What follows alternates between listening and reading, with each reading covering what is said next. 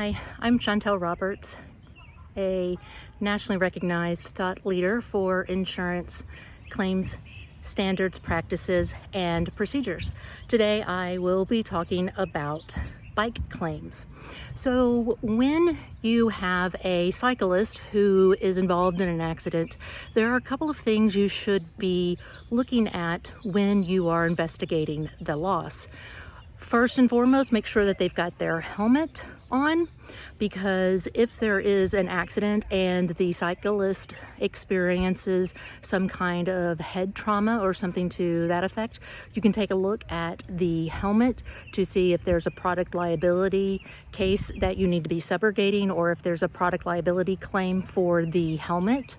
Also, you want to make sure to look for any kind of Garmin type things. I have mine on my phone, so I usually record my bike rides on my phone. So you're going to want to make sure that you have your cyclist and all of their Garmin or Strava information. Don't let that get spoliated by being deleted. You also want to make sure that you get pictures of the bike. So I'm going to try to show you all of the aspects of it. You will want to make sure that they've got their blinker going. I like to have mine on even if I am riding on the bike trail. You'll also want to make sure that the derailleurs and all of the gears are taken care of, and you can see that I've been through some mud recently. You also want to make sure that everything is good working condition, and I even have a front light that can be rather bright, but you need to make sure that if I can do it, I can't do it obviously. You need to make sure that the light is bright enough. Now, talking about cyclists being on the road, almost all states have rules and regulations for cycling on the road. For example, in Arkansas and Kansas, bicycles are considered to be automobiles. That means they have the full rights and privileges of being on the road. The only road that they can't be on that I know of are highways or freeways, but they can take up the full lane.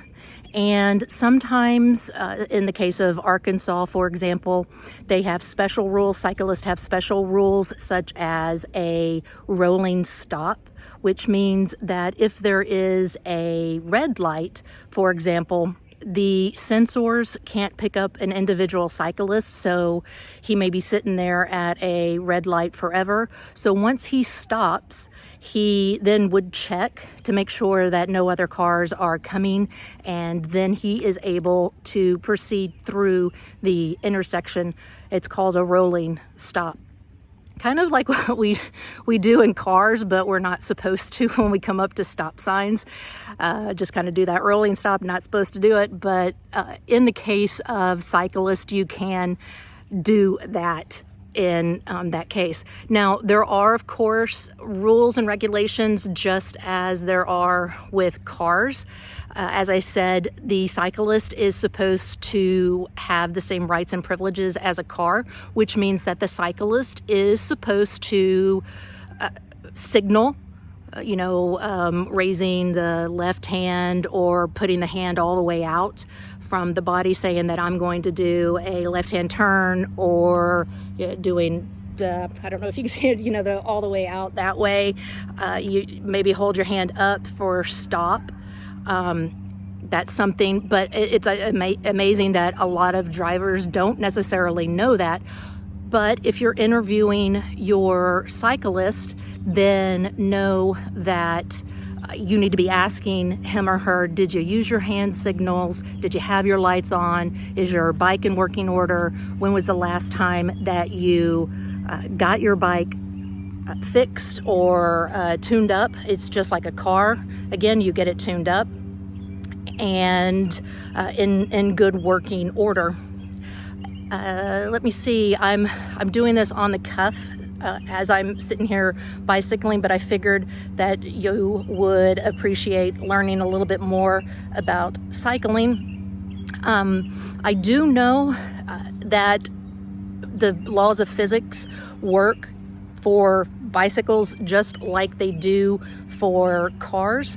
If a cyclist is hit from the rear on a car, of course he's going to lose, and he may get flipped over onto the car. He will definitely get pushed forward.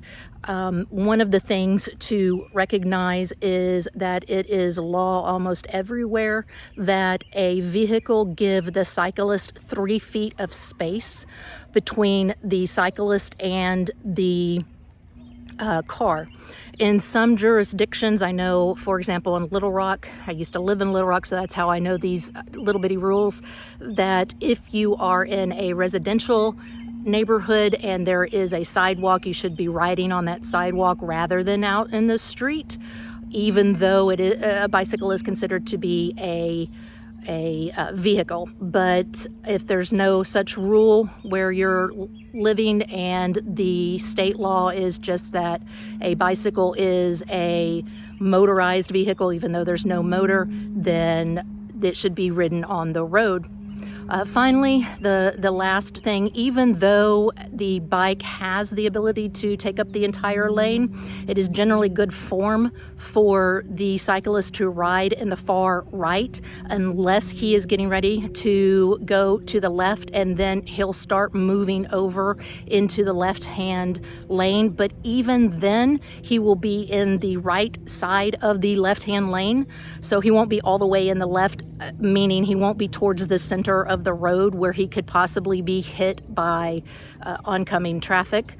Finally, you don't want to see two cyclists cycling side by side on a road, simply because if they both have blinking lights, it could look like a car.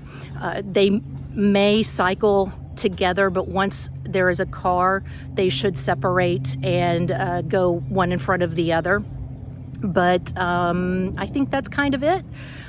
You know, every claim is different, and every insurer will settle claims and handle claims differently. But this being in the litigated world that we're in, see below for some legalese. Not every file and lawsuit goes to a jury, so hiring the expert who has been deposed the most or has gone to trial the most may not necessarily be the expert that's ideal for your case. Trying to conserve some loss adjustment expenses by not hiring an expert may not be the best way to resolve your case.